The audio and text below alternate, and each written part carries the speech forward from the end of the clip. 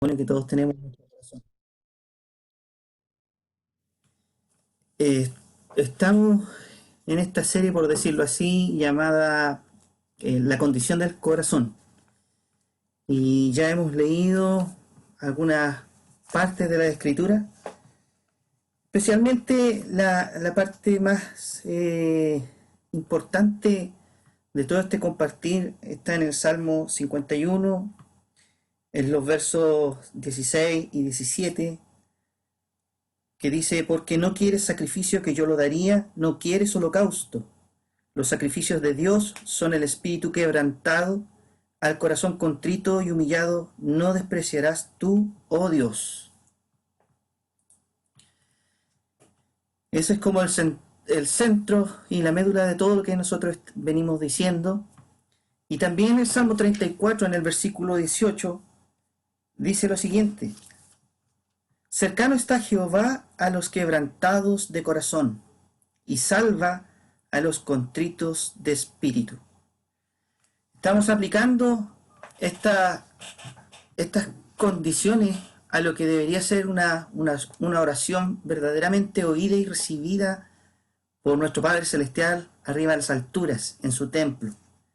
Y para esto, eh, pareciera ser que fuese algo automático. A veces nosotros pensamos que basta con que doblemos nuestras rodillas y comencemos nosotros a orar. Pero muchas veces nuestra naturaleza humana caída nos juega eh, un, una mala pasada, como decimos nosotros, y, y necesitamos para esto mismo comprender las escrituras, y gracias a Dios tenemos la palabra, y la palabra, hermanos, nunca está presa. Sobre todo en estos tiempos, ¿verdad? Hemos recibido mucha palabra, palabra que nos alienta, palabra que nos consuela y palabra que también nos dirige nuestro caminar en esta carrera que tenemos por delante. Hagamos una oración, hermanos, para introducirnos ya de lleno en lo que hemos estado diciendo. Una oración más. Amado Padre Celestial, te damos gracias por Jesucristo. Él es nuestro derrotero, nuestro objetivo, a quien tenemos enfrente, nuestro modelo perfecto. Pero no solamente es un modelo para nosotros, sino que también es la vida que está en nosotros, los que hemos creído en que Él es el Hijo de Dios, en que es aquel que por el cual solamente podemos ser salvos. Queremos que su vida en nosotros crezca, fluya, permanezca vigente con todo su vigor y frescor.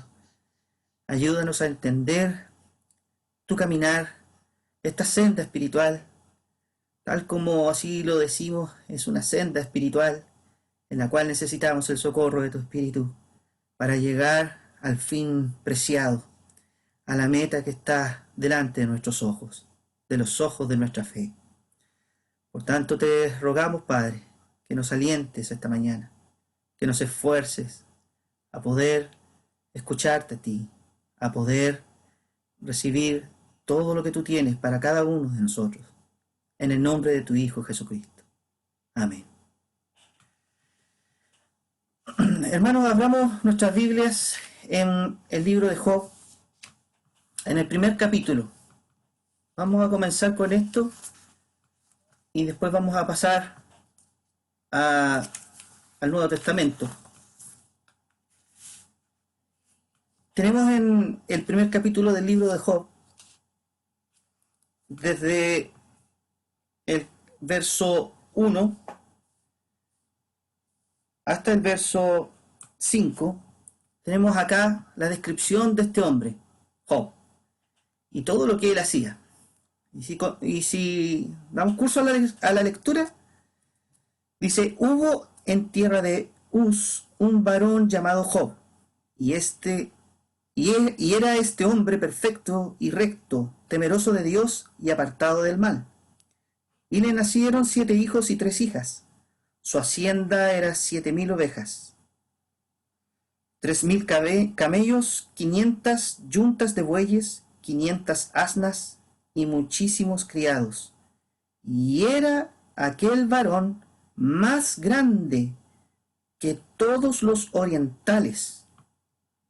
E iban sus hijos y hacían banquetes en sus casas, cada uno en su día, y enviaban a llamar a sus 3 hermanas para que comiesen y bebiesen con ellos. Y acontecía que, habiendo pasado en turno los días del convite, Job enviaba y los santificaba, y se levantaba de mañana, y ofrecía holocaustos conforme al número de todos ellos. Porque decía Job, quizá habrán pecado mis hijos, y habrán blasfemado contra Dios en sus corazones. De esta manera hacía todos los días.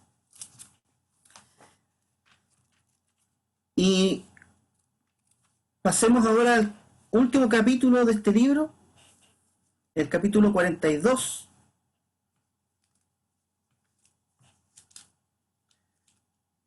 Desde el verso 3 al 9. Job 42, desde el verso 3 al 9. Comienza este verso con una pregunta que es la pregunta final que hace Jehová una vez que se presentó en medio del torbellino delante de Job. Y así termina todo el discurso de Jehová para con su siervo Job. ¿Quién es el que oscurece el consejo sin entendimiento? Y acá en adelante son palabras de Job. Perdón. Esta pregunta corresponde a Job mismo, ¿ya? Porque se está haciendo esta pregunta para sí. No está pidiendo preguntas al Señor. Él está reconociendo, está diciendo con esta pregunta, yo estoy oscureciendo con el consejo de Dios sin sabiduría. Dice, por tanto yo hablaba lo que no entendía, cosas demasiado maravillosas para mí, que yo no comprendía. Oye, te ruego y hablaré. Te preguntaré y tú me enseñarás. De oídas te había oído, mas ahora mis ojos te ven. Por tanto me aborrezco y me arrepiento en polvo y ceniza. Y aconteció que después que habló Jehová estas palabras a Job, Jehová dijo a Elifaz temanita, mi ira se encendió contra ti y tus 2 compañeros, porque no habéis hablado de mí lo recto como mi siervo Job. Elifaz era uno de los 3 que estuvieron junto a Job y tuvieron una larga discusión de casi 40 capítulos y ellos reprendían a Job en medio de su dolor y no hablaban lo recto conforme a lo que Dios era. Dice el 8, ahora pues tomaos 7 becerros y 7 carneros e id a mi siervo Job y ofreced holocausto por vosotros y mi siervo Job orará por vosotros, porque de cierto a él atenderé, para no trataros afrentosamente, por cuanto no habéis hablado de mí con rectitud, como mi siervo Job. Fueron pues Elifaz temanita, Bildad sujita y Sofar la amatita, e hicieron como Jehová les dijo, y Jehová aceptó la oración de Job. A continuación, hermanos, aquí viene el verso 10, que lo vamos a leer hasta la mitad. Y quitó Jehová la aflicción de Job cuando él hubo orado por sus amigos. ¿Ok? Amén. La historia de Job se encuentra entre estos dos acontecimientos o entre estas 2 oraciones. Todo el drama que Job presenta aquí ocurren en medio de 2 oraciones. La primera oración, Job era un hombre destacado, reconocido, un hombre que era el más grande de los orientales, un hombre con suma sabiduría para ese tiempo, en donde Todos escuchaban la sabiduría de Job. Y en el final de esta historia encontramos otra oración. Encontramos una oración muy distinta de un hombre completamente quebrantado. Un hombre que llega a decir que ahora mis ojos te ven, por tanto me aborrezco y me arrepiento en polvo y ceniza. ¿Qué quiere decir esta expresión? Es una expresión que lleva al suelo completamente al hombre. Aquí Job se reconoce como alguien que es nada en sí mismo, que no hay ningún valor en él. Y todo esto no nace de la noche a la mañana, sino a través de un tratamiento que Dios tenía que hacer con su siervo Job, como en los primeros capítulos, Dios mismo da testimonio de él. Es un hombre íntegro, recto y temeroso de Dios, cualidades que ningún otro hombre poseía. Sin embargo, Dios tenía que salvar a su siervo. ¿De qué? De sí mismo, de su propio orgullo, de sus propias fortalezas y capacidades. Dios tenía que tratar a su siervo por un camino de quebrantamiento en quebrantamiento, para que al final de todas las cosas Él venga a ser de olor grato ante la presencia de Dios. Y toda esta historia de quebrantamiento, hermanos, se encuentra en medio de estas dos oraciones. Vemos que la primera oración tal vez fue una oración de gratitud, pero también fue una oración previendo ciertas cosas que él poseía. Tal vez su hacienda, tal vez la vida de sus hijos, como sale ahí, ¿verdad? Y nos dice ahí, lo hacía todos los días. Pero vemos que esas oraciones no tuvieron un fin o un propósito en el cual Dios se alegrara, aprobara a este siervo. Sin embargo, vemos la última oración, cuando ya el hombre quedó reducido al polvo mismo de la tierra. Vemos que Dios atiende esa oración, y esa oración es una oración efectiva delante de la persona de la majestad en los cielos. Cuán tremenda es la obra de Dios para con nosotros. Cuán grande es la voluntad de nuestro Dios para con nosotros. Si nosotros podemos entender que lo que busca Dios es nuestro corazón humillado, contrito, y nuestro espíritu quebrantado, hermano, habremos entendido mucho en cuanto a lo que Dios se refiere. Cristo vino a mostrarnos quién era Dios. No era ese Dios todopoderoso que nos mostró Él en los días de su carne, sino que vino a mostrarnos cuán grande es su misericordia, cuán humildes son sus pasos, cuán sencillo como paloma es el Dios todopoderoso que hizo todas las cosas.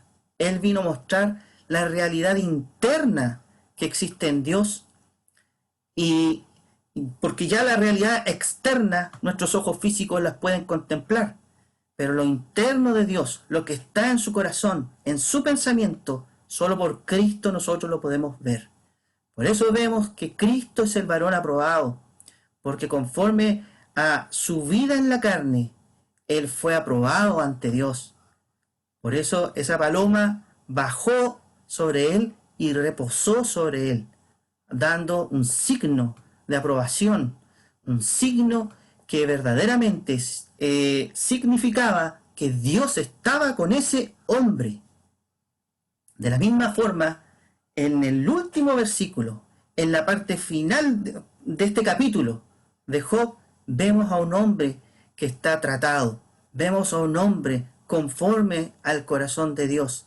Pero en el último capítulo, en los últimos versículos, vemos allí a un Job diferente, a un Job que podríamos decir un tipo de Cristo, solamente en este capítulo 42.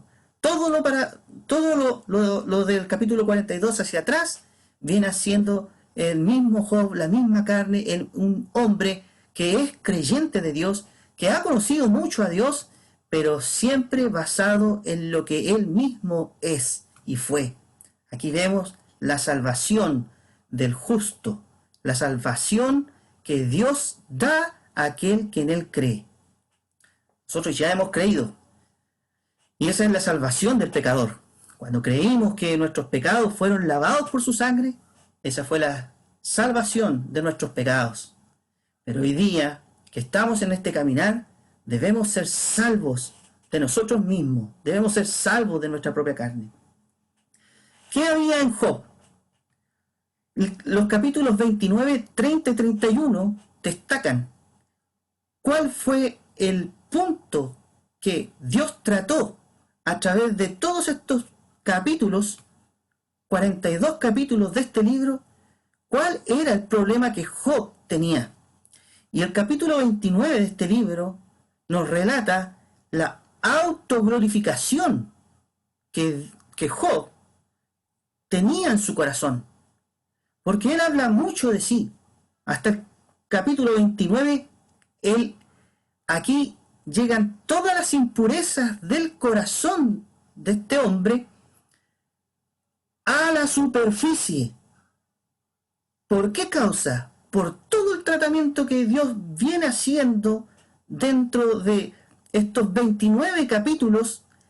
Finalmente, después de las discusiones y las conversaciones que tuvo con sus amigos Bildad, Zofar y Elifaz, todas estas impurezas emergen a la superficie y son vistas y quedan expresadas delante de los ojos de estos testigos y de los ojos de Dios. Todo eso emerge de la profundidad del corazón hasta la expresión manifiesta.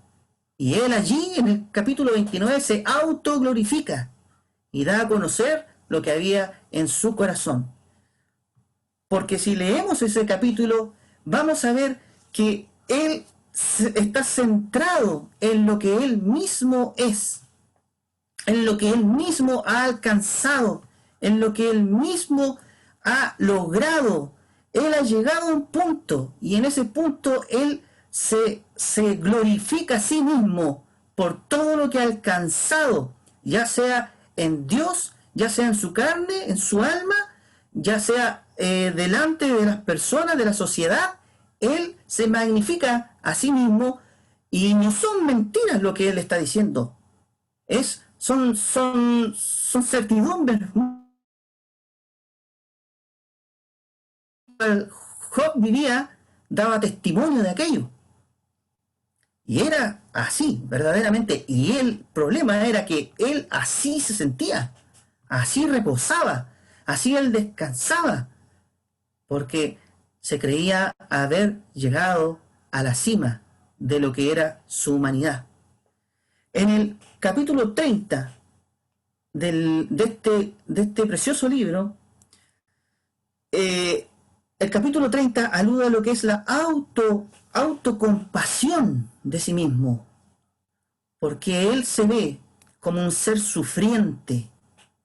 Él se ve como uno que ha sido golpeado, maltratado. Él se ve que la vida le ha jugado un revés, que Jehová Dios le ha castigado de esta forma cuando él no lo merecía. Él se ve que todos hacen afrenta de sí, y aquello lo tacha como injusto, porque sabiendo él lo que es, está sufriendo injustamente. Por eso es muy complejo entender el libro de Job por este aspecto, por este asunto, porque siendo un hombre tan recto, siendo un hombre tan íntegro, viene a ser atropellado, viene a ser empobrecido, viene a ser castigado por Dios mismo. ¿Qué Dios es este? Job no podía entenderlo, ni sus amigos podían entenderlo, nadie podía entenderlo, solo Dios podía entender lo que él estaba haciendo con su siervo. Y en el capítulo 31 leemos referente a lo que es la autojustificación. Job, como hemos leído ahí en el capítulo primero, él hacía sacrificios por sus hijos, hacía sacrificios por sí mismo, hacía sacrificios por todo lo que poseía, hacía sacrificios a su Dios, elevaba holocaustos, y esto, con estas prácticas, él autojustificaba lo que podía haber estado haciendo mal, si es que en alguna cosa él hacía algo mal. Él presentaba esta justicia, su justicia propia, elevando estos ruegos, elevando estas peticiones, elevando estas oraciones que finalmente estaban encubriendo algo profundo que solamente Dios veía, ni siquiera Job lograba ver, ni los hombres de esta tierra podían descubrir. Job era intachable. Job era casi un tipo de Cristo, hermanos. Era alguien que nosotros lo tendríamos, si Job estuviera aquí, nosotros los tendríamos por alto, muy alto, una estima muy grande. Pero eso es porque nosotros, hermanos, no vemos lo que hay en el corazón del hombre. Es porque nosotros nos dejamos a guiar por las apariencias. Mas Dios, ¿cierto? Como enseñó a Samuel, no mira lo que está delante de nuestros ojos. Dios mira el corazón, Dios mira los pensamientos. ¿Dónde estamos basándonos? ¿En qué nos estamos apoyando? ¿En qué tipo de justicia? ¿En lo que nosotros hacemos? ¿Lo que nosotros vivimos? ¿Lo que nosotros tratamos de hacer? Por eso Dios tiene que salvar a su siervo, porque sabe Dios que allí hay oro, porque sabe Dios que allí hay piedras preciosas que necesitan ser rescatadas de esa condición. Bueno, la historia de Job, hermanos, es también nuestra historia, como hijos de Dios. Claro que en esto debemos guardar las proporciones, porque Job, vemos este veredicto que da Dios de él al principio, que es un hombre íntegro, ¿no es cierto? Es un hombre justo, recto, temeroso de Dios, y como él no había otro en toda la tierra, tenemos que guardar estas proporciones, ¿no es cierto? Porque nosotros no hemos alcanzado esa medida que Job tenía. Por eso tampoco vamos a ser tratados con esta forma como Dios trató con su siervo. Pero sí es nuestra historia en el sentido que vamos por el mismo camino. Vamos hacia el mismo fin que Dios persigue de nosotros. Vamos a esa voluntad en la cual Dios necesita que todos nosotros, sus siervos, seamos quebrantados en lo profundo de nuestro espíritu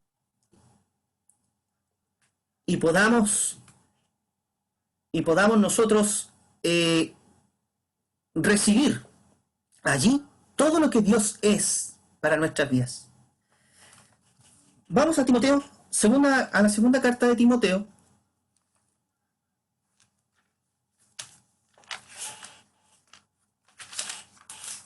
En el capítulo 3, verso 16 y 17. Segunda de Timoteo, capítulo 3, 16 y 17. Aquí nos va a hablar de la palabra del Señor. Toda la escritura es inspirada por Dios y útil para enseñar, para redarguir, para corregir, para instruir en justicia, a fin de que el hombre de Dios sea perfecto, enteramente preparado para toda buena obra, a fin de que el hombre de Dios sea perfecto. Esto de perfecto es que va siendo preparado como una máquina que está y posee todas sus piezas en su debido lugar, a fin de que sea un instrumento efectivo, un instrumento que sirva para toda buena obra de Dios en él. Y la palabra, junto a las circunstancias de la vida, pretenden en el corazón humano ejecutar este fin, esta voluntad. El sufrimiento por sí mismo puede endurecer el corazón, pero el sufrimiento mixturado con la palabra de Dios quebrantan. No hay otro quebrantamiento verdadero si no hay o no es recibida la palabra de Dios en el corazón, hermanos. Por eso nosotros vemos a Europa, que ha sufrido tantas guerras por siglos. Vemos que hoy día es prácticamente uno de los continentes más endurecidos y que es muy difícil predicar el evangelio en esas latitudes. Podríamos pensar nosotros que las guerras pudiesen haber hecho más humildes a las personas allá. Sin embargo, vemos todo lo contrario. Vemos que las personas son frías, el amor que en lo natural ellos podrían dar a sus prójimos se ha enfriado y han alejado a Dios de sus corazones. Es muy difícil para los hermanos allá hacer una obra según lo que nos hemos escuchado nosotros por diferentes canales, por diferentes accesos y comentarios de personas que han tenido contacto allá con el continente europeo. Y yo lo pongo como ejemplo por causa de que en su tiempo el evangelio fue fuertemente predicado en esa zona. Pero hoy día vemos cuán apartado está el corazón de aquellas personas de la palabra de Dios y del propio Dios mismo. Dios quiera que esto a nosotros acá no nos suceda así también. Por eso necesitamos nosotros mixturar nuestra fe con la palabra, mixturar, mezclar, acompañar todo lo que nosotros vivimos con lo que es la palabra de Dios, porque eso puede efectivamente generar un quebrantamiento verdadero, hermanos, a fin de que nosotros podamos derramarnos y llegar a ese nivel en el cual Job estuvo, porque de ahí, hermanos, viene una restauración plena y vigorosa para todos sus hijos. De allí, hermanos, hay una resurrección desde el polvo de la muerte. Viene entonces la resurrección de vida por Jesucristo, ¿verdad? Pero hay una condición, hermanos, que nosotros tenemos que adoptar. El mensaje que Cristo predica allí en el monte de las bienaventuranzas, muy conocido, va a tocar este punto muy profundamente. Va a entregarnos detalles de qué cosas nosotros tenemos que ser transformados, pero todo parte, hermano, con una escalinata en los primeros versículos, cuando dice bienaventurados los pobres.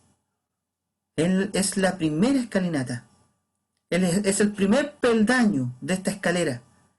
Bienaventurados los pobres, porque de ellos es el reino de los cielos. Bienaventurados los pobres en espíritu, porque de ellos es el reino de los cielos.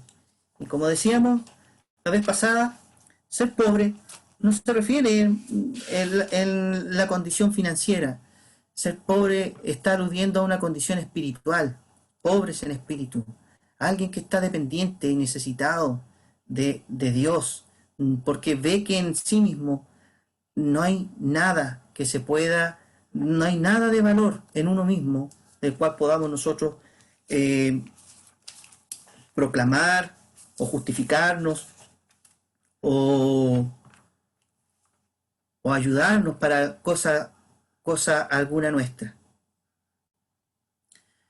Bueno, ya hemos hablado mucho de eso, ¿verdad? Pero ahora quiero que pasemos a Segunda de Corintios, en el capítulo 12. Si el Señor nos permite acá entrar un poquito más en sus riquezas, hermanos. Leamos desde el verso 7 al verso 10. Esta es una parte muy conocida por todos nosotros.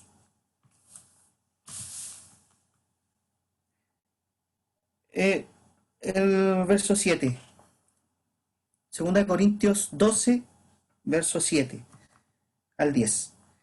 Y para que la grandeza de las revelaciones no me exaltase desmedidamente, me fue dado un aguijón en mi carne, un mensajero de Satanás que me abofetee, para que no me enaltezca sobremanera, respecto a lo cual 3 veces he rogado al Señor que lo quite de mí. Y me ha dicho, bástate mi gracia, porque mi poder se perfecciona en la debilidad. Por tanto, de buena gana me gloriaré más bien en mis debilidades, para que repose sobre mí el poder de Cristo. Por lo cual, por amor a Cristo, me gozo en las debilidades, en afrentas, en necesidades, en persecuciones, en angustias, porque cuando soy débil, entonces soy fuerte. Sabemos la historia del apóstol Pablo, que tenía un aguijón en la carne, y sabemos que él rogó, como dice esta palabra aquí, he rogado al Señor.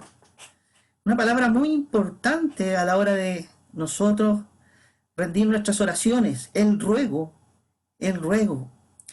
Quiero contrastar esta palabra, hermanos, porque hoy en día hay una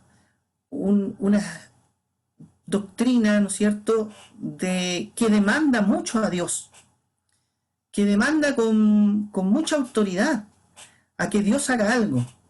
Es una tendencia que en este tiempo moderno ha proliferado mucho en muchos círculos.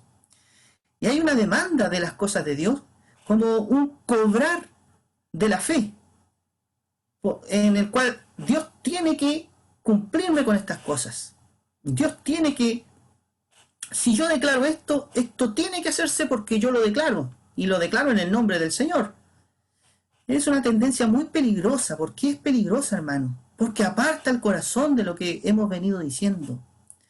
Hace que el corazón humano, porque es tan voluble al mal, es tan inclinado al mal, a la soberbia, a la altivez y todas estas cosas, que si yo tomo esta actitud y practico una fe en estas condiciones, voy a apartar mi corazón de la sencillez de Cristo. Voy a apartar mi vida, mi espíritu, de lo, lo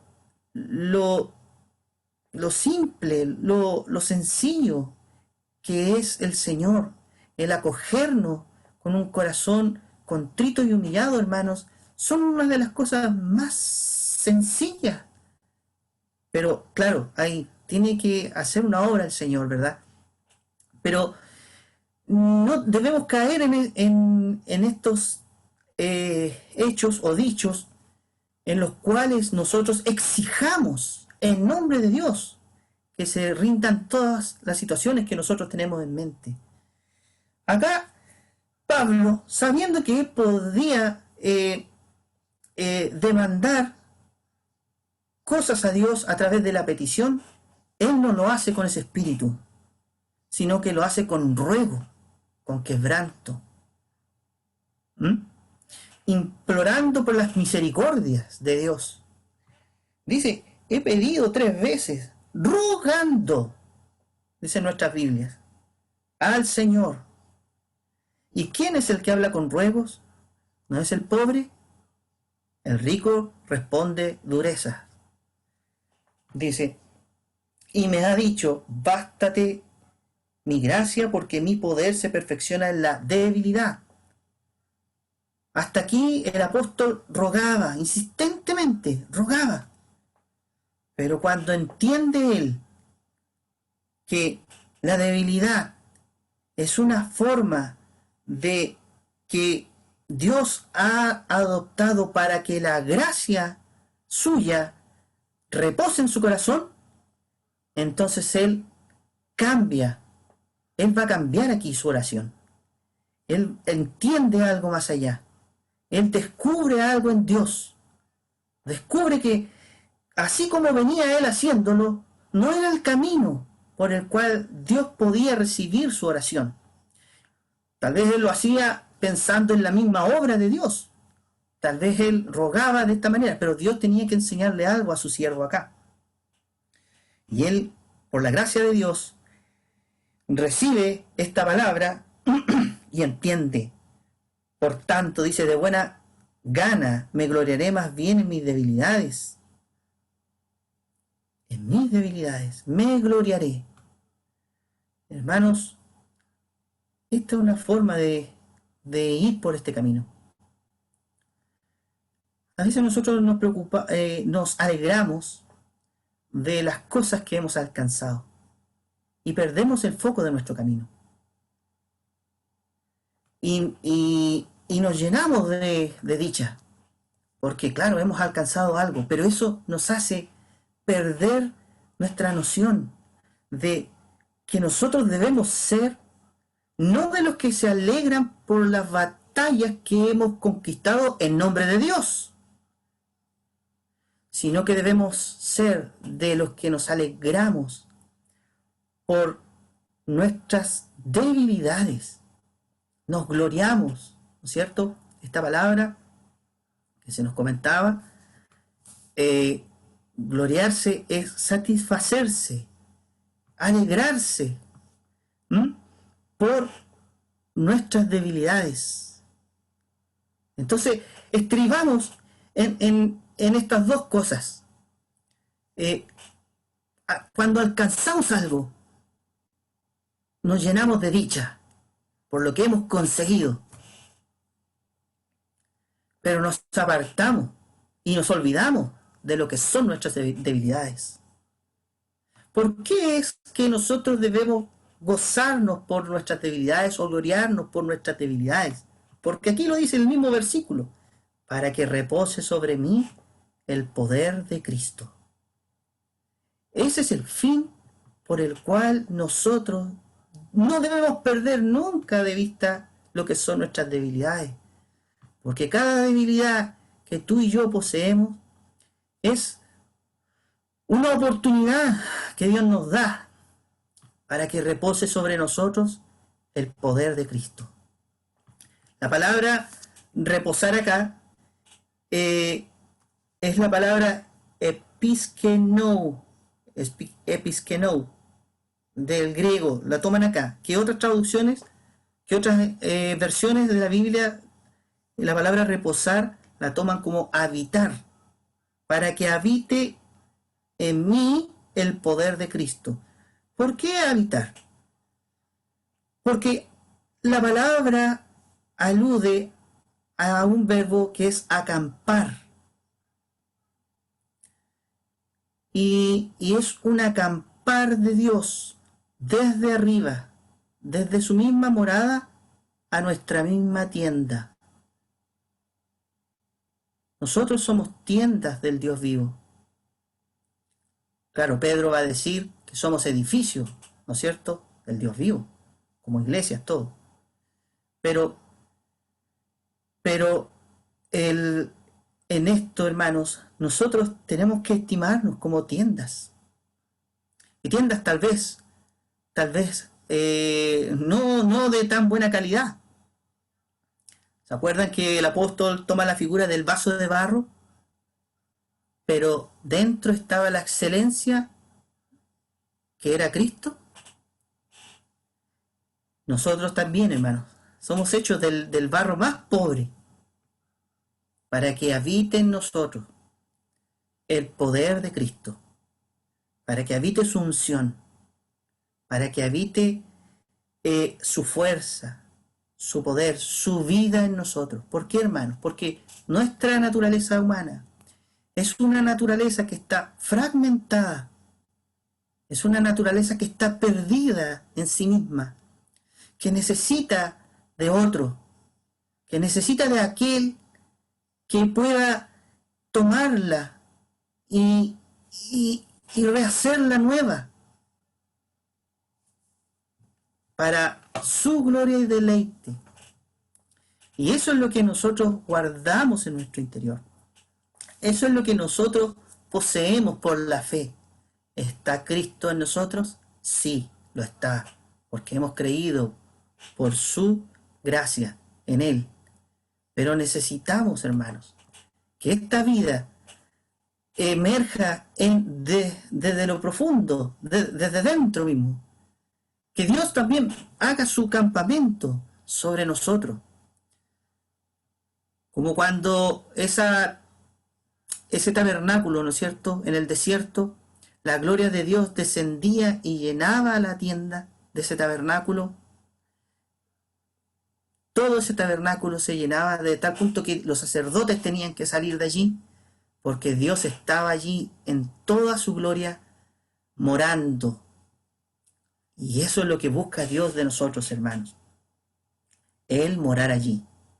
Él placerse con nosotros. Él alegrarse junto a nosotros, a nuestras vidas. Y eso, hermanos, hace que Dios se goce y nosotros también con Él. Por eso nosotros, hermanos, nunca debemos mirar lo que hemos logrado en el Señor, porque eso nos va a envanecer tarde o temprano. Siempre nosotros tenemos que mirarlo a Él y alegrarnos. Dice acá el verso 10, por lo cual, por amor a Cristo, me gozo en las debilidades, nuevamente lo dice, en afrentas, en necesidades, en persecuciones, en angustias, porque cuando soy débil entonces soy fuerte. Esa fuerza que no viene de ninguno de nosotros, esa fuerza que viene de Dios mismo, se manifiesta por causa de que encuentra en nosotros una tienda desocupada de nosotros mismos, una tienda que está quebrantada en sus fundamentos, en sus bases, que no se apoya en nada, sino que solamente se apoya en la misericordia de Dios, se apoya en la gracia del Dios viviente. Si nosotros queremos entender esto, hermanos, tenemos que mirar a nuestro espejo, tenemos que mirar ese espejo de la cruz, que nos dice lo que nosotros somos en nosotros mismos, que no somos nada, que solamente somos un hombre y una mujer crucificados allí, que Dios asestó un golpe final con nosotros, que no hay nada bueno que rescatar de aquello. Si nosotros tenemos esta conclusión en nuestro corazón, entonces ni la vida, ni la muerte, ni ninguna otra cosa, hermanos, que pueda sobrevenir, ni coronavirus, ni la situación por la cual estemos pasando, nada nos va a tirar hacia abajo, porque nosotros vamos a estar en el Señor. Nada nos va a sacar de nuestra posición en Cristo, porque nosotros hemos visto lo que somos, pero al ver nosotros esta cruz, este morir con Cristo, este saber en nosotros de que en nosotros no hay nada bueno que rescatar, ni defender, ni autoglorificar, ni autocompadecerse, entonces estamos dando las puertas abiertas a que el Espíritu de Dios more y resida, habite con todo lo que Él es en medio de nosotros. Esas oraciones, hermanos, son escuchadas y oídas por Dios. Pero también a nosotros, hermanos, nos hace una nueva un nuevo hombre y una nueva mujer en Cristo. ¿Es esa la voluntad de Dios, hermanos? ¿Para contigo, para conmigo? ¿Creemos que esto es así? ¿Creemos que Dios quiere esta condición en nuestro corazón?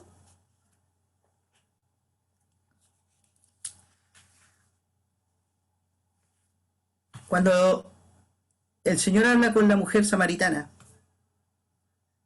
vamos a ese relato corto, es que es breve. Es breve este relato, hermano, sí, pero muy contundente. Solo el verso 23 y 24. Está en Juan, capítulo 4, verso 23 y 24. Mas la hora viene y ahora es, cuando los verdaderos adoradores. Aquí vamos a cambiar la palabra a adoradores. Los verdaderos adoradores adorarán al Padre en espíritu y en verdad, porque también el Padre tales adoradores busca que le adoren. Y según lo que yo entiendo de esto, hermanos, es que Dios nos busca a nosotros, nos busca en esta condición. Prepara los caminos, prepara las debilidades, las circunstancias, las situaciones, nos da de su palabra, porque está buscando esta adoración en nosotros, está buscando este corazón, poder formarlo a su imagen, este espíritu dentro de nosotros, poder quebrantarlo a tal punto de que podamos sincronizarnos nosotros con Dios, podamos alienarnos con Él. Porque también el Padre dice, tales adoradores busca que le adoren. Dios es espíritu, y los que le adoran en espíritu y en verdad, es necesario que le adoren. Es necesario que le adoren. O sea, esa es la manera con la cual nosotros podemos acercarnos a Dios. Nos acercamos por Jesucristo y estamos delante de Él por Jesucristo. Y Jesucristo nos lavó con su sangre, nos perdonó nuestros pecados, nos perdona nuestros pecados, nos limpia, nos presenta aprobados, nos presenta delante de su trono. Con gran alegría, va a decir Judas. Pero hermanos, hay una obra que hacer también, una obra subjetiva, una obra por la cual nosotros tenemos que andar, tenemos que caminar hacia ese fin, para que su voluntad sea hecha en nuestras vidas, manifiesta. Dios es espíritu, y los que le adoran en espíritu y en verdad, es necesario que le adoren. Si nuestro corazón está quebrantado, hermanos amados, entonces ya ahí, en medio de nuestro corazón, no estamos nosotros. Ya salimos de ese trono, por decirlo así, ¿verdad? Salimos del centro del escenario. Ya no somos nosotros. Si nuestro corazón está contrito y humillado, salimos nosotros de allí para que otro tome posición allí y haga su tienda y su morada allí en nosotros, en nuestro corazón. Y allí es donde viene entonces todo el Espíritu Santo a residir y morar en nuestra vida.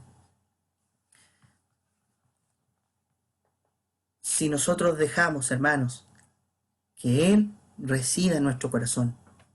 ¿Por qué? ¿Por qué es necesario, hermano?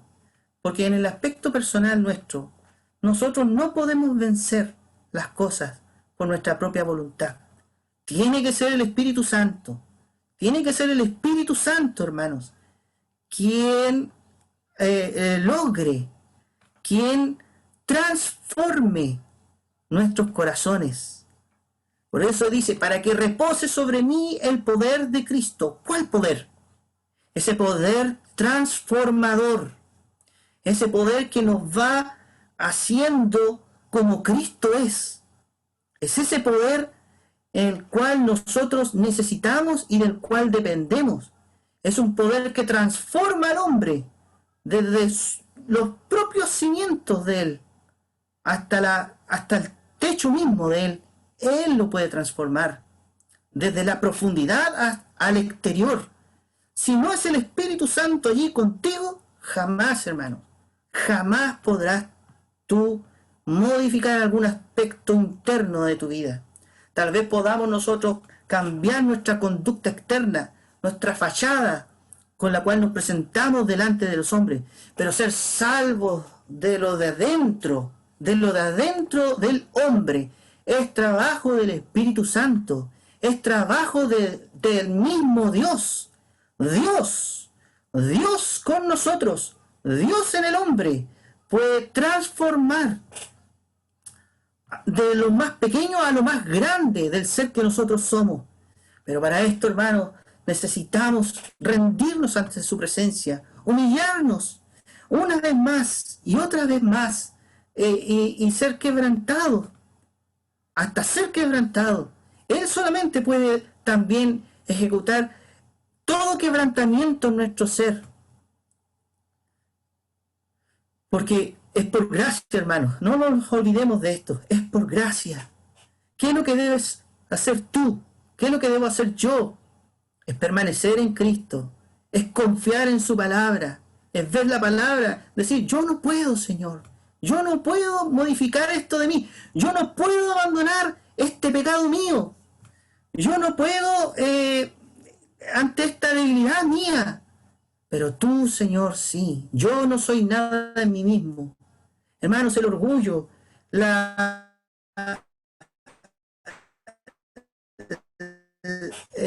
orgullo, la soberbia, son cosas tan... Cuando una persona nos dice y nos ofende en algo, nosotros inmediatamente, ¿qué hacemos? Ponemos nuestra postura, nuestra defensa, levantamos un escudo personal y decimos, no, yo no soy así. Si nos acordamos, cuando David iba subiendo la colina escapando de su hijo Absalón, iba uno de la casa de Saúl maldiciendo a David, maldiciendo al rey. Y Joab, el general de su ejército, le dice, ¿quién es este perro que insulta de esta forma al rey? Si me das permiso, yo voy y lo mato en un abrir y cerrar de ojos. No dice así, pero inmediatamente él iba a hacer la acción. Y David dice, déjalo, porque quizás Jehová, dice, y siempre Jehová con David, ¿eh? Jehová ha mandado a este para maldecir a David. Y fueron por toda la cuesta. Este hombre fue maldiciendo a David y David iba con su corazón dolido, con su corazón quebrantado. Dios lo estaba quebrantando más todavía, mucho más. Es una senda que, hermanos, para el hombre es imposible caminar. Para todos los que estamos acá, hermanos, es imposible pensar en esto del quebrantamiento, porque en nosotros hay una naturaleza tan férrea en nosotros. Pero Jehová está con nosotros, hermanos. Jehová el Señor a nuestro lado. Jehová toma nuestra mano y nos da consuelo y nos dice, déjalo, deja que maldiga a David, deja que nos maldiga, déjalo. ¿Mm? ¿Por qué? Porque eso va haciendo, va horadando nuestro corazón, va martillando nuestro corazón hasta el punto de que nuestro corazón llegue a quebrarse, hermanos, llegue a romperse, llegue a molerse por completo, a hacerse polvo, para que después Dios de eso, hermanos, nos recoja con un espíritu renovado, un espíritu recto, una integridad que solamente es de Él. Nosotros, ¿qué hacemos con todo esto, hermanos? Nos apoyamos en el Señor. Le miramos a Él, que también subió a una colina, que fue escarnecido, hasta en la misma cruz. Él fue vituperado. Él bebió todo lo oprobio del pueblo. Murió solo. Murió desamparado por completo y desamparado por Dios su Padre. Él fue hasta lo sumo en cuanto a esto. Pero vemos que después Dios lo resucita con poder y gloria. Y le da los reinos, y le da el dominio, y le da toda potestad. Porque Él fue hecho, fue un varón experimentado en quebranto, varón de dolores. Y eso, hermano, lo conformó a la imagen de su propio Dios hasta el fin, hasta el fin. Lo glorificó una vez y lo volvió a glorificar por segunda vez allá en la cruz. Y en los cielos, hermanos, se le fue de vuelta su gloria. Ese es el hombre que nosotros tenemos delante de nosotros. Y nosotros vamos detrás de él. Ese es el hombre que a muchos creyentes, a hijos suyos, hasta el día de hoy le han espantado. Porque al parecer la senda es incaminable. Pero hermanos, el Espíritu Santo que reside en nosotros nos puede guiar hasta el último fin, hasta la última voluntad divina para con nosotros. Dios con nosotros, hermanos. Dios en medio de nosotros. Dios nos puede hacer caminar toda esta senda que no está hecha para cualquiera.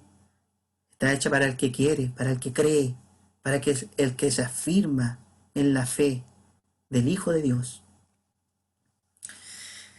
Hermanos queridos, amados hermanos,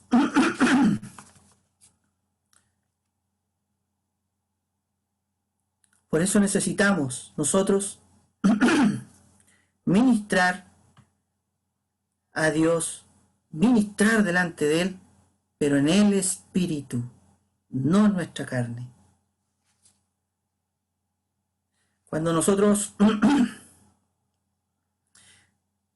dice, nosotros podemos en el verdadero ministerio del Espíritu interceder, orar, de día y de noche, unirnos al ministerio santo. Es un ministerio santísimo. Nos podemos unir al clamor del Espíritu cuando nosotros hemos conciliado estas partes en nuestra vida. Y para esto, hermanos, en Apocalipsis 8, Apocalipsis 8, del 1 al 5,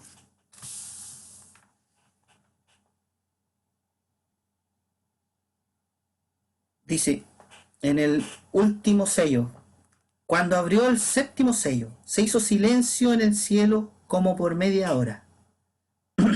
¿Por qué este silencio? Porque el silencio va a dar paso a algo.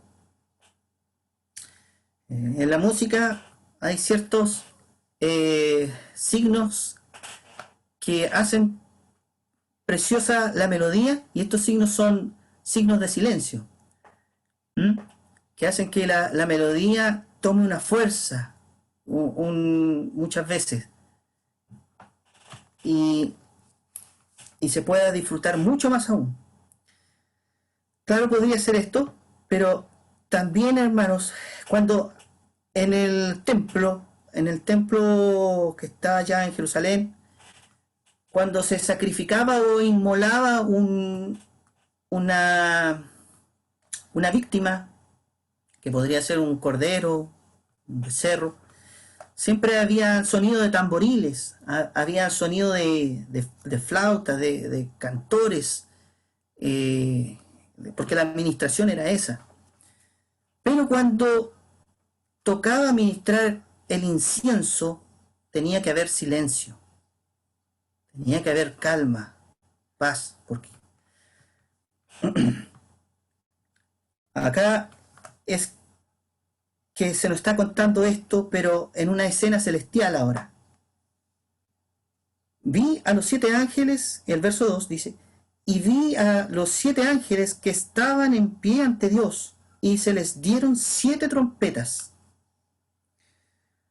Y el verso 3 dice, otro ángel vino entonces y se paró ante el altar.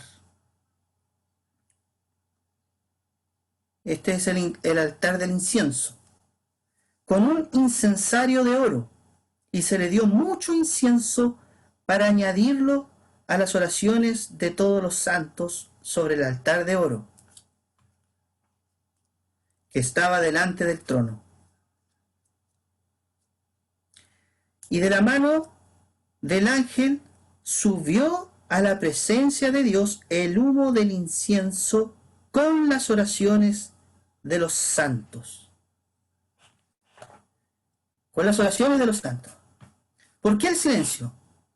Porque el Salmo 62, verso 1, dice, en Dios está callada mi alma. ¿Mm? En Dios reposa mi alma. El alma. ¿Por qué el alma? Porque el alma siempre está turbada. El Señor reprendía eso de sus discípulos. El alma siempre estaba intranquila. Y eso es lo que pasa en nosotros. El Salmo 62 dice, en Dios solamente está acallada mi alma. ¿Por qué? Aquí dice, de Él viene mi salvación. Mi salvación es Dios, no lo que yo hago por Dios. De Él viene mi salvación. Y nos encontramos en esta escena. Perdón. Nos encontramos en esta escena en donde se está ministrando el incienso ante el altar. En el verso 3, otro ángel vino entonces y se paró ante el altar con un incensario de oro y se le dio mucho incienso, como dice aquí, mire, para añadirlo a las oraciones de todos los santos. El incienso también es una figura de Cristo. Pero en el capítulo 5, el verso 8, nos va a decir que el incienso son las oraciones de los santos. Lo que el incienso trata es el valor, el mérito de la naturaleza de Cristo, que es de olor fragante delante de nuestro Dios. El incienso, hermanos, por causa de lo que Cristo es, de su perfecta humanidad y de su perfecta espiritualidad, es incienso de olor grato delante de Dios. Y en esa base, hermanos amados, nosotros tenemos la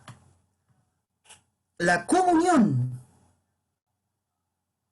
con Dios. En la base de lo que es la naturaleza de Cristo, la naturaleza humana de Cristo, la persona de nuestro Señor, nosotros tenemos esta comunión con nuestro Dios. Y acá dice que se le dio mucho incienso para añadirlo a las oraciones de los santos. Ese mucho incienso habla de las habla de esta naturaleza, de este Cristo, del Señor mismo, que fueron añadidas a las oraciones de sus santos. Los santos, hermanos, las oraciones de los santos también representan al incienso. Pero aquí vemos que esto se mezcla.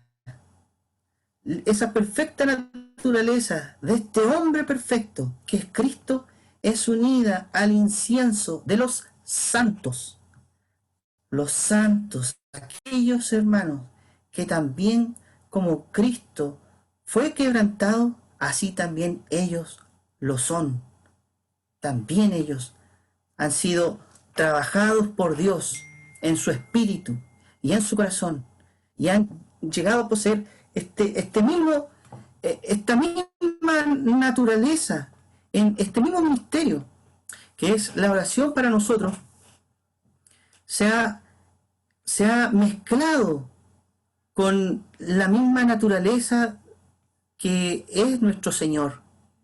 Y eso es lo que sube en olor grato delante de su presencia. Entonces, vemos, hermanos, acá que estas oraciones no son cualquier oración. No es cualquier oración, hermanos. Son oraciones que huelen bien. Son oraciones aceptables. Son oraciones de un corazón trabajado y tratado, de un espíritu quebrantado. Son oraciones que Dios anhela recibir. Se le dio mucho incienso para añadirlo a las oraciones de todos los santos, sobre el altar de oro que estaba delante del trono, el trono donde está Dios, ¿verdad? Y esto fue mezclado con esa naturaleza de Cristo mismo, pero con nosotros. ¿Cuál es la forma con la cual nosotros, hermanos, ministramos a Dios? ¿De qué manera nosotros elevamos nuestras oraciones? Nuestras oraciones, hermanos, se unen a las oraciones del Espíritu, a las oraciones de Cristo. Recordemos que Cristo también intercede por nosotros arriba en las alturas como nuestro sumo sacerdote. Él también está orando, intercediendo por su iglesia. Cuando nosotros intercedemos por nuestros hermanos y hermanas, por nuestras familias, ¿con qué actitud, con qué corazón, con qué espíritu nosotros estamos elevando nuestras súplicas? ¿Hemos permitido que el Señor haga su obra en nosotros? ¿O todavía nosotros estamos defendiendo nuestra postura? ¿O todavía nosotros estamos defendiendo nuestros intereses? ¿Hemos sido quebrantados como Cristo también así lo fue? Encontré una expresión ahí en el libro de Santiago, dice que acerca del rico, que el rico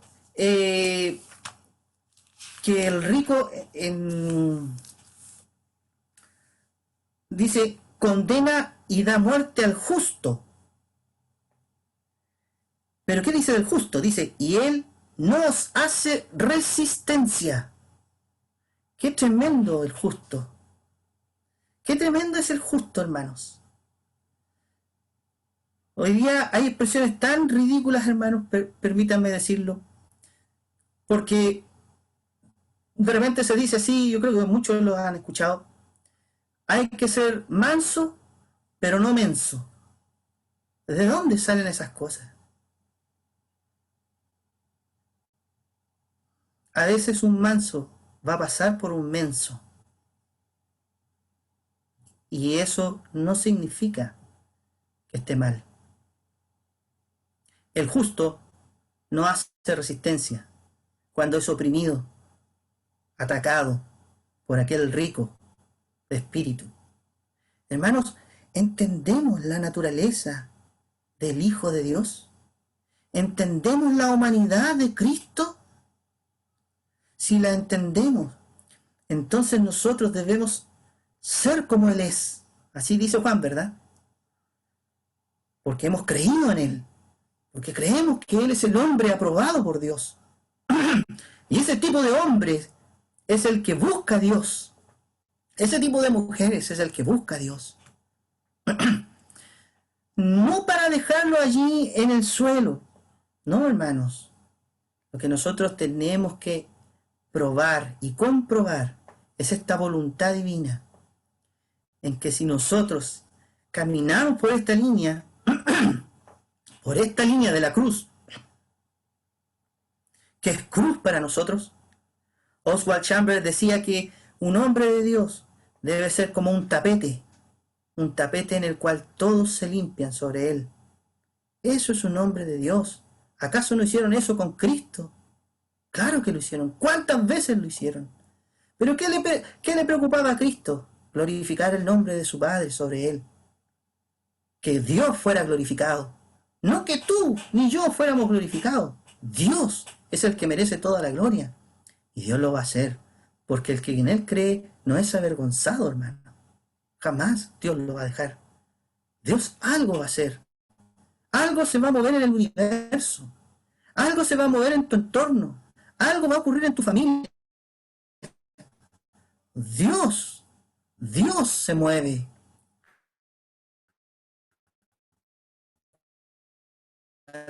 ve que nuestra tienda está abierta,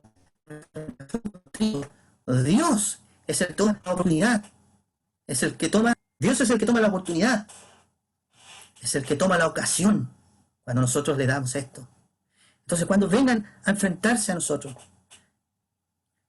claro, no que nos vengan a cobrar como malhechores, ¿verdad? Pero cuando tú tienes conciencia de que estás haciendo esa obra, ¿cómo vas a actuar? Entonces nuestras oraciones, hermanos, van a tomar un nuevo rumbo. Nuestras oraciones, hermanos, van a ser acogidas, van a ser escuchadas. Miren, en Job, hasta el momento en que Dios habla con él, Job está hablando cosas y está blasfemando a Dios.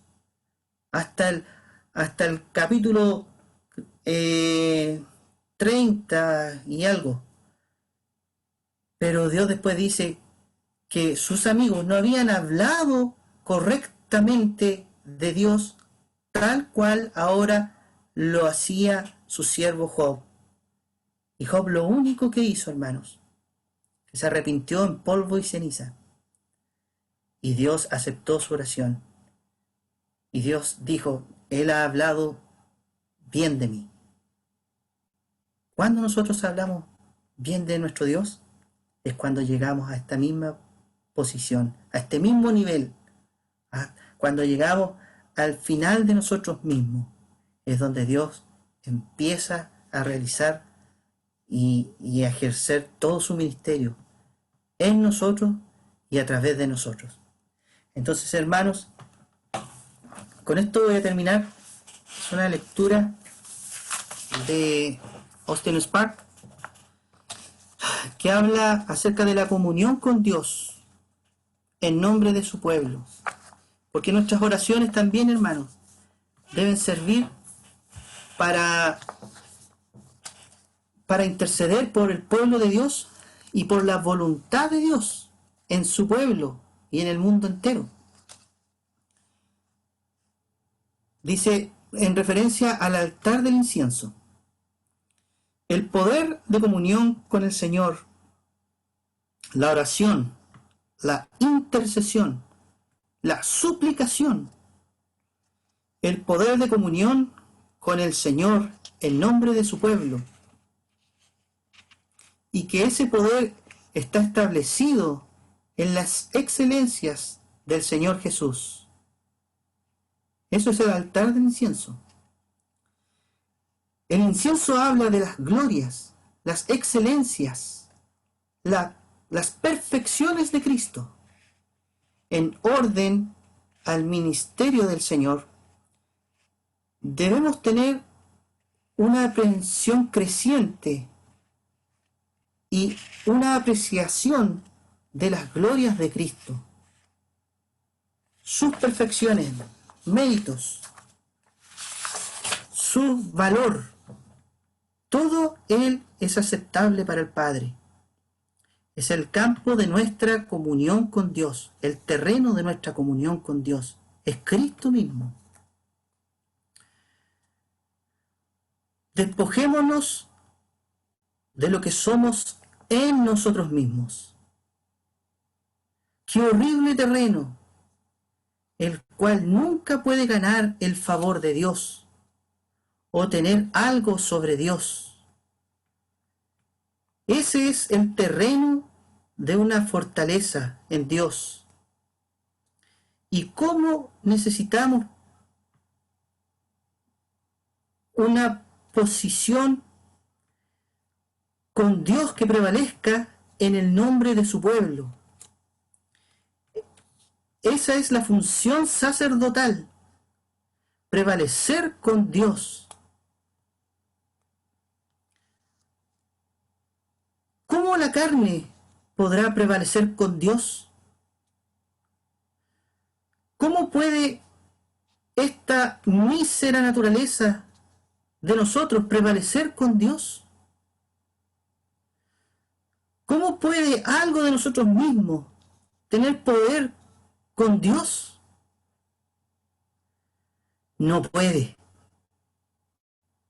Pero aquí está el incienso aromático.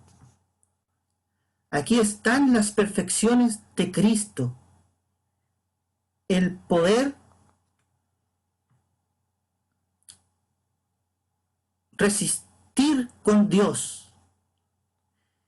Y eso lo hace posible para nosotros al interceder y prevalecer en nombre del pueblo del Señor.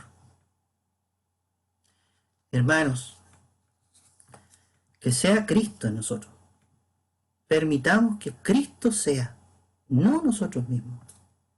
Miremos esa cruz como un espejo, el cual nos muestra lo que somos nosotros, en nosotros mismos, pero a lo que también nos proyecta en Cristo nuestro Señor, en el nuevo hombre que es Jesús nuestro amado. Así que aferrémonos del Señor, hermanos, caminemos junto con Él, y el Espíritu Santo va a estar contigo. Porque hay muchos temores hoy en día de las noticias que nosotros encontramos, porque tal vez, hermanos amados, estamos nosotros todavía allí. Pero cuando nosotros desaparecemos de ahí y dejamos que Cristo sea, su Espíritu Santo sea en nosotros, entonces nada nos va a atormentar, nada nos va a conmover. Vamos a estar erguidos, esperando que nuestro Señor vuelva por nosotros. Amén, amados hermanos. Hagamos una oración para que nos despidamos. Amén. Padre nuestro. Bueno, hay tanto que decir, tanto más que hablar de este punto, pero tu Espíritu Santo nos ayude, nos dé entendimiento de esto y de mucho más, para ponerlo por práctica, por obra, para ser semejantes a tu Hijo. No es algo que está tan lejos de nosotros, está muy dentro de nosotros, los que hemos creído en Él. Es posible por la fe que tú solo seas nuestra capacidad, nuestra fuerza, que tú solo seas nuestra fuerza, Señor. Ayúdanos, Padre amado, ayúdanos a llegar hasta el final, hasta esta voluntad tuya. Necesitamos que tu Espíritu Santo sea quien nos conduzca, quien llene ese lugar, quien llene esa posición, que haga su campamento en nosotros, que seamos una morada de Dios en el Espíritu, para gloria de Dios. Gracias, Padre. Sean bendecidos todos mis hermanos, mis hermanas, y tu Espíritu siga incrementando todas estas cosas en ellos. En el nombre precioso de tu Hijo Jesucristo. Amén.